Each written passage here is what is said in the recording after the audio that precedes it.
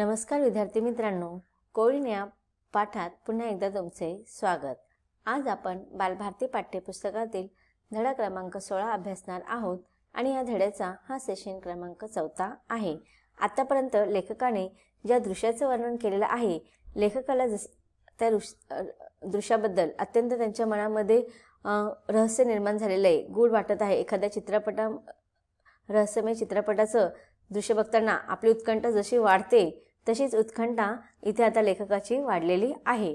पाहूया आता लेखकाची उत्कंठेचा परिणाम काय होणार आहे ते आपण पाठाच्या पुढील परिच्छेदामध्ये अभ्यासून घेऊया। लेखक सांगत आहेत की सोबत छिद्रापासून 1 इंच दूर होतं, ते दृश्य मोठं भयानक होतं। आता बघा, एकीकडे आपल्या घराच्या उंबरठ्यावरती कोळीण बसून सोबत याची शिकार करण्यासाठी तयार आहे। दुसरीकडे सोबत आपल्या वाकडे तिकडे पावलांनी जिथे त्याची शिकार होणार होती त्या ठिकाणी तो पोहोचलेला आहे। जवळजवळ त्या छिद्रापासून 1 इंचच दूर होता। ते दृश्य मोठं भयानक होतं। त्यानं माझं लक्ष वेधलं। सोबत एखाद्या खुळ्यासारखं नकळत कोळीणीच्या दाराकडे नेणाऱ्या वाटेनं जात होतं। ते तिथे पोहोचलं, छिद्रासमोर आलं, दार हललं नाही। सावज जवळ आल्याची जाणीव कोळीणीला निश्चितपणे झाली होती। तिनं आता अजिबात हालचाल केली नाही। तिथल्या जमिनीप्रमाणे दारही स्तब्ध होतं। सोबतची आता सुटका होईल असं मला वाटलं। माझ्या अस्तित्वामुळे कोळीण अस्वस्थ झाली असावी। कदाचित नकळत मी सोबतचा जीव वाचवला असेल। मला थोडंसं बरं वाटलं।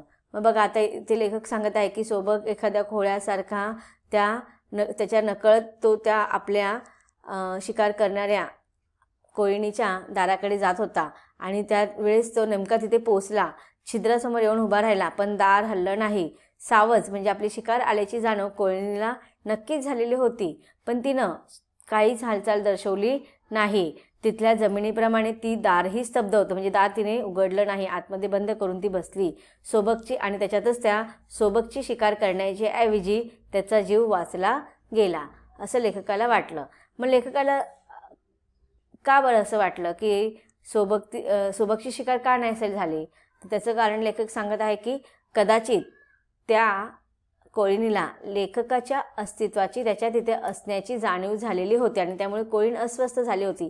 की कोळीणीला हे जाणवलं की ज्या शिकारीची तिला शिकार करायची आहे, ज्या भक्षक आपल्या तिकडे आलेला आहे, सावज तिकडे आलेला आहे, पण त्या सावजाच्या येण्याच्या चाहूलबरोबर तिला दुसऱ्या कसली तरी असण्याची अस्तित्वाची जाणीव तिला झाली होती आणि त्यामुळे ती सतर्क झाली होती।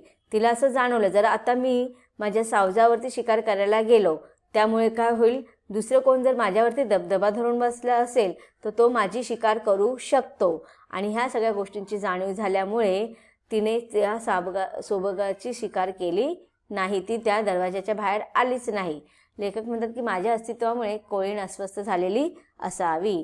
कदाचित नकळत मी सोबतचा जीव वाचवला असेल। मला थोडंसं बरं वाटलं। काळ्या फटीत काहीही हालचाल नव्हती, कोणत्याही जीवाचा मागमूस नव्हता। धोक्याच्या मर्यादेबाहेर सोबत गेलं होतं।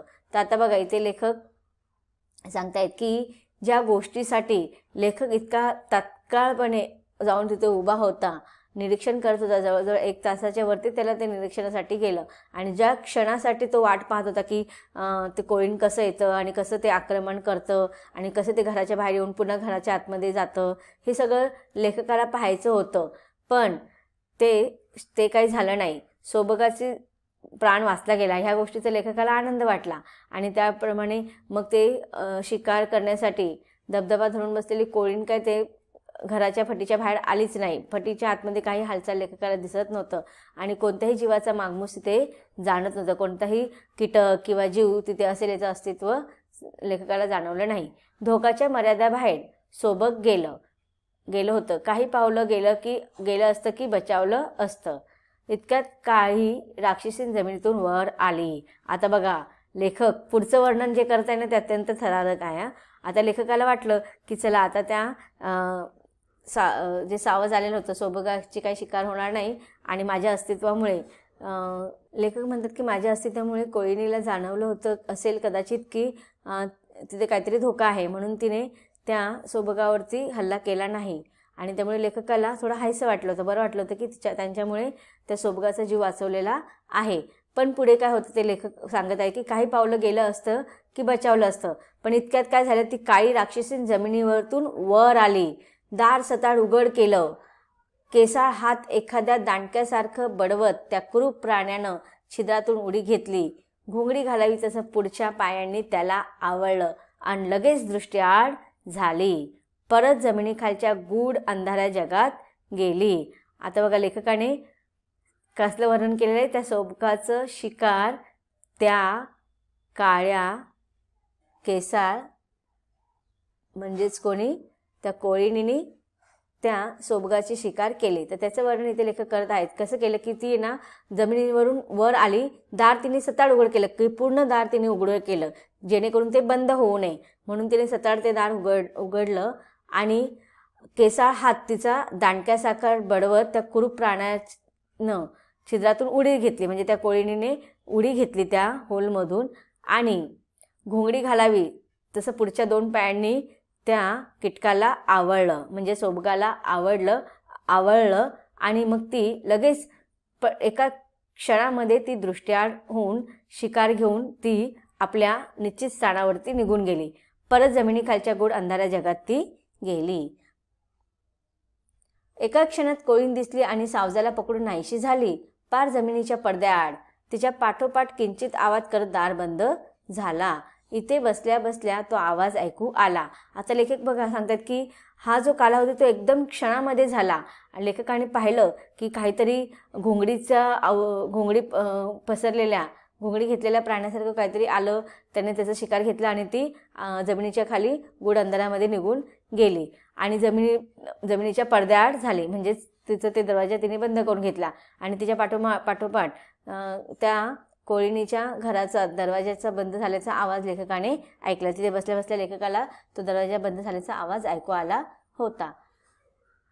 लेखक पुढे वर्णन करतात की मला या घटनेची अपेक्षा होती, परंतु कोळिणीच्या अकस्मात दिसण्यानं आश्चर्यचकित झालो. आता लेखकाला ह्या घटनेची अपेक्षा होती की असं होणार आहे, पण त्या कोळिणीने जी काही येऊन पटकन शिकार केली हे लेखकाने पटकन क्षणामध्येच पाहिलं होतं. लेखक म्हणतात की त्यांना ह्या प्रसंगाची पहिल्यापासून जाणीव होती, पण अचानक कोळी समोर आली आणि लेखकाने त्या कोळिणीला पाहिलं हे त्यांच्यासाठी अत्यंत आश्चर्यदायक घटना होती. आणि हे सगळे पाहत असताना बाहेरच्या जगाचा लेखकाला विसर पडला. गवताळ डोंगरावरच्या त्या वितभर जागी माझं लक्ष केंद्रित झालं होतं. गार वाऱ्याची झुळूक लागली. वाटलं आता पुन्हा पाऊस येणार. मी पार गारठून शहरातील दिव्यांच्या प्रकाशाकडे पाहत होतो. आता लेखक बघा इथे ह्या जीवसृष्टीच्या वेगळ्या जगामध्ये, वेगळ्या विश्वामध्ये पोहोचला होता आणि त्यामुळे त्यांना बाहेरच्या जगाचा पूर्ण विसर पडलेला होता. त्या विधभर म्हणजे अगदी छोट्याशा जाग्यामध्ये लेखकाने आपलं सगळं लक्ष केंद्रित केलेलं होतं आणि वाऱ्याची झुळूक वगैरे येत होती, थंडगार पाऊससुद्धा पडलेला होता आणि त्यामुळे लेखक अजूनच गारठून गेलेला होता, थंडी वाजत होती. आणि अशा रीतीने लेखक त्या शहरातील तिथे ज्या ठिकाणी तो बसला होता, डोंगराच्या पायथ्याशी किंवा ज्या जंगलाच्या भागामध्ये तो बसलेला होता, तिथून त्याने शहराकडे पाहिलं तर दिव्यांचा प्रकाश त्यांना दिसला. पुढे लेखक म्हणतात की नंतर कोळिणीची घरटी असलेली जमिनीची डझनभर ढेकळं मी माझ्या स्टुडिओमध्ये आणले. आता लेखक जे होते ते फोटोग्राफर होते आणि मग तिथे त्यांनी ती सगळी घटना बघितली, ती सगळे प्रसंग त्यांनी निरीक्षण करून ठेवलं, सगळं त्यांनी त्या डोळ्यामध्ये आपलं सामावून घेतलं. मग आता जे लेखकाला अपेक्षित होते त्या सगळे प्रसंग त्यांनी पाहिलेले होते, त्याने ते सगळं इत्थंभूत आपल्या डोळ्यामध्ये साठवलेलं होतं.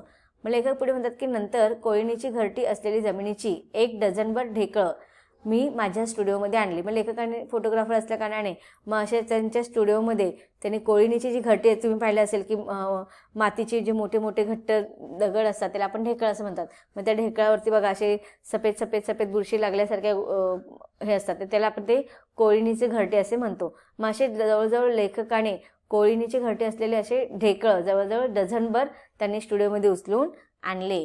खोलीच्या मध्यभागी असलेल्या त्या टेबलावरती त्यांनी ती ठेवली. त्यावर रात्रंदिवस प्रकाशाचा झोत टाकला. म्हणजे का कारण की आता त्यांना रात्रीच्या अंधाराची सवय असते की नाही, आणि दिवसभर ते बाहेर येत नाहीत, म्हणून तो प्रकाश म्हणजे काय, तो त्यांना दिवसाचं वातावरण वगैरे हे दाखवायचं होतं. लेखक म्हणतात की खोलीच्या मध्यभागी असलेल्या टेबलावरतीला मी ठेवलं, त्यावर रात्रंदिवस प्रकाशाचा झोत टाकला. अंधाराचा पडदा सोडून कोयनीला आपलं भक्ष्य उजेडात घेण्याची सवय लागावी म्हणून मी प्रयत्न करत होतो. मग आता बघा, लेखकाला काय करायचं, हे सगळं कॅमेऱ्यामध्ये टिपून घ्यायचं होतं की नाही. मग हे जे काही कोळीण वगैरे असतात, हे जे कीटक असतात, ते रात्रीचं शिकार वगैरे करतात. मग त्यांना त्या रात्रीच्या अंधाराची सवय झालेली असते, म्हणून लेखक म्हणतात की आता मला त्याची ती सवय मोडायची आहे. लेखक म्हणतात कोयनीला रात्रीच्या अंधारामध्ये शिकार करायची सवय असते, पण आता मला या जे काही मी डझनभर ढेकळांमध्ये कोळीणीची घरटे आणलेली होती, त्याच्यामध्ये कोळीण ज्या होत्या त्यांना मला वेगळी सवय लावायची. कोणती सवय लागायची होती की अंधाराचा पडदा सोडून कोळीणीला आता आपलं शिकार उजेडात करण्याची सवय लागावी म्हणून लेखक प्रयत्न करत होता. म्हणून लेखकाने त्या जिथे ते कोळीणीचे असलेले ढेकळ ठेवलेले होते तिथे त्या टेबलावर त्यांनी काय केलं तर रात्रंदिवस प्रकाशाचं म्हणजे लाईटीचा प्रकाश यावा असे लाईट लावलेले होते. याची आवश्यकता होती, नाहीतर तिचं रंगीत फिल्म चित्रण करता आलं नसतं. हे सगळं लेखक कशासाठी करत होता की लेखकाला त्यांची फिल्म तयार करायची होती. तुम्ही पाहतात की नाही, डिस्कवरी ऑफ इंडिया पाहतात ना, त्याच्यामध्ये असे काही आपल्याला वेगवेगळ्या प्राण्यांची वगैरे माहिती दिली जाते. त्यांचं सगळं ते निरीक्षण, त्यांचं ते सगळ्या हालचाली वगैरे टिपलेले जातात. मग लेखकाला सुद्धा त्यांच्या कॅमेऱ्यामध्ये अशा हे का करायचं होतं की त्यांना ते कोळीणीचं शिकार करण्याचं, त्यांच्या हालचाली वगैरे सगळं फिल्म चित्रण करून घ्यायचं होतं. आणि त्यांनी असा प्रयत्न याच्यासाठी केला की त्यांना ते रंगीत फिल्म चित्र करायचं होतं. अगदी क्षुद्र कीटकांच्या जगातही व्यक्तीनुसार प्रकृतीतही बदल होत असल्याचं पाहून प्रभावित झालो.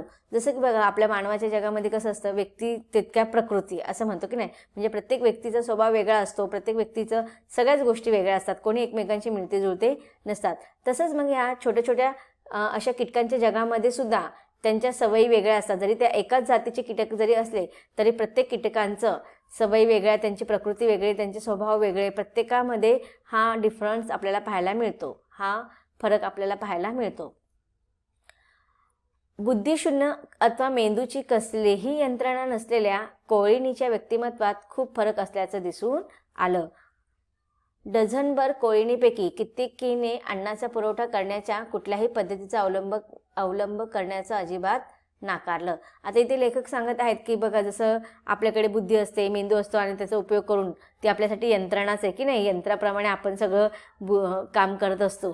बुद्धी जसं सांगेल, मेंदूपर्यंत ज्या गोष्टी जातात त्या ह्या सगळ्या आपल्याला ते सांगत असतात, आणि म्हणजे आपली बुद्धीच ही आपलं यंत्र आहे की नाही.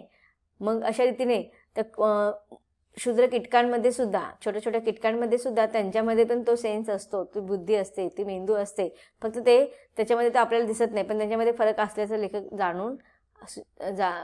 लेखकाने हे जाणीव केलेलं होतं.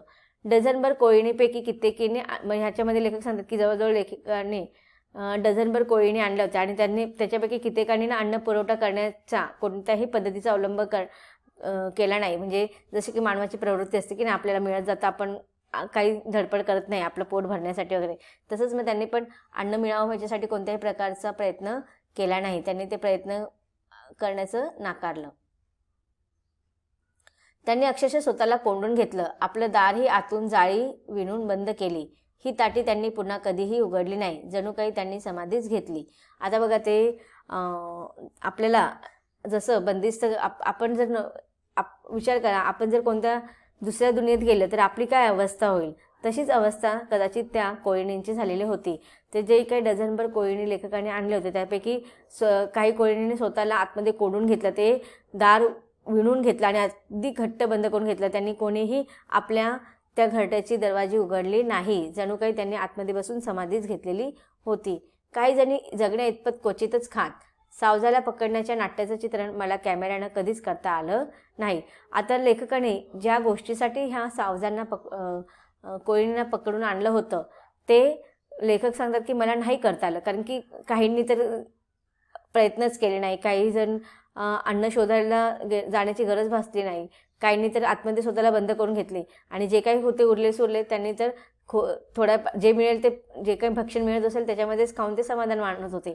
त्यामुळे सावजाला पकडण्याची जी नाट्यमय दृश्य त्यांनी त्या डोंगराच्या पायथ्याशी पाहिलं होतं ते ते इकडे त्यांना ते दृश्य पाहिजे होतं, हवं होतं आणि त्याचं चित्रण त्यांना करायचं होतं. पण इथे सावजाला आलेले जे कोळीण शिकार म्हणून आणलेले होते की कोळीणीने शिकार करावं वगैरे, ह्या सगळ्या नाट्यमय जी घटना होती ना, ते प्रसंग लेखक सांगतात मला इथे कधीच करता आलं नाही. एका कोळीणीनं आपल्या घरटाचा त्याग केला, कदाचित ती हिरव्या कुरणाच्या शोधात गेली असावी. चमत्कारिक अशा सतत प्रकाशाच्या झोतात राहण्यापेक्षा बाहेरच्या धोकादायक जगात जगण्याचं तिने स्वीकारलं. मग आता बघा, ह्या वेगवेगळ्या कोळींनी त्यांनी जे आणलेले होते त्यांचं स्वभाव, जसं व्यक्तीची स्वभाव वेगळे, प्रकृती वेगळी, तसे ह्या कोळीणीचे पण स्वभावामध्ये त्यांना विभिन्नता दिसून आले, फरक दिसून आला. म्हणून लेखक म्हणतो की त्यापैकी एक जी कोळीण होती ना, तिने ह्या चमत्कारी प्रकाशाच्या झोतामध्ये राहण्यापेक्षा तो बाहेरच्या जगामध्ये आली की तो धोका पत्करण्यात तिने स्वीकारला आणि ती हिरव्या कुरणांच्या शोधामध्ये मग त्यांचं जे भक्षक कीटक होते ना, त्याचं एवढं आक्रमण करून त्यांना पकडा वगैरे ह्या भानगडी ती पडली नाही. तिथे जे काही तिथे हिरवे गवत वगैरे होते त्यांना खाऊन ते आपलं पोट भरू लागले. नंतर काही आठवड्यांनी निसत्व आणि सुकलेल्या अवस्थेत ती खोलीच्या एका कोपऱ्यात सापडली. आता लेखक म्हणतात की जी कोळीण बाहेर पडलेली होती हिरव्या कुरणांच्या याच्यामध्ये, तर त्यांचं बघा आता अन्न एक विशिष्ट प्रकारचं असतं, पण आत्तापर्यंत तिने तिचं अन्न बदलल्या कारणाने, तिचं भक्षक बदलल्या कारणाने ती सुकलेल्या आणि निस्वत्व झालेली होती आणि लेखकाला ती कोपऱ्यात पडलेली सापडली. फिल्मच्या 2 डब्यांमध्ये सरपट जाऊन तिनं त्या जागेत तंतूनं आपलं घरटं बांधण्याचा प्रयत्न केलेला होता. मग बघा ते कॅमेऱ्यामध्ये वेगवेगळे रीळ असतात की नाही, त्याला फिल्म असे म्हणतो. मग त्या अशा फिल्मच्या 2 डब्या ज्या असतात ते रीळ त्या डब्यांमध्ये ठेवले जातात.